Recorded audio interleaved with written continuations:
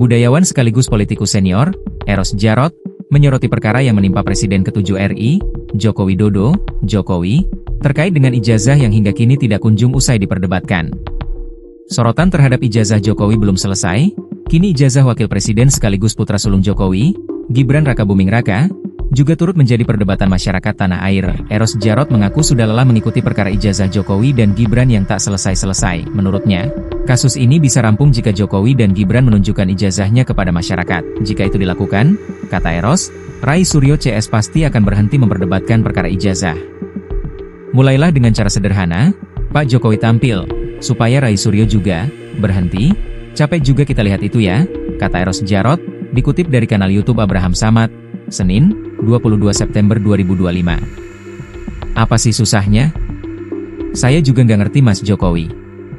Apa sih susahnya ngelihatin ijazah kok susah banget? Lanjutnya, menurut Eros, jika Jokowi dan Gibran tidak berani menunjukkan ijazahnya ke publik, maka mereka tidak memiliki ijazah. Apalagi, Gibran saat ini aktif menjabat sebagai wakil presiden.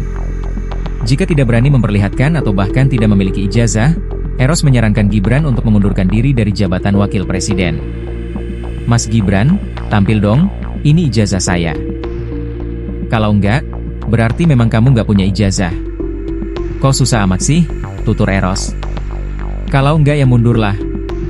Kalau saya jadi Mas Gibran, lebih baik mundur menurut saya, sambungnya. Menurut Eros Djarot, Gibran seharusnya mencontoh Muhammad Hatta yang mengundurkan diri dari jabatan wakil presiden.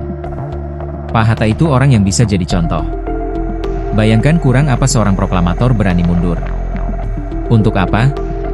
Daripada hal-hal yang tidak dia inginkan, lebih baik mundur, ujar Eros.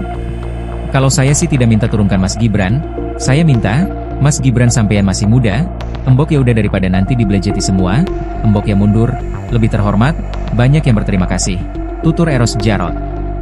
Dan juga kepada Pak Jokowi, embok ya wes tumas, jangan mengomentari, jangan cawe-cawe, kata dia. Baru-baru ini, Gibran digugat oleh warga sipil bernama Subhan Palal. Selain Gibran, Subhan juga menjadikan Komisi Pemilihan Umum, KPU, sebagai tergugat. Gibran dan KPU dituntut untuk membayar uang ganti rugi senilai 125 triliun rupiah kepada negara. Keduanya dinilai telah melakukan perbuatan melawan hukum karena ada beberapa syarat pendaftaran cawapres yang dahulu tidak terpenuhi.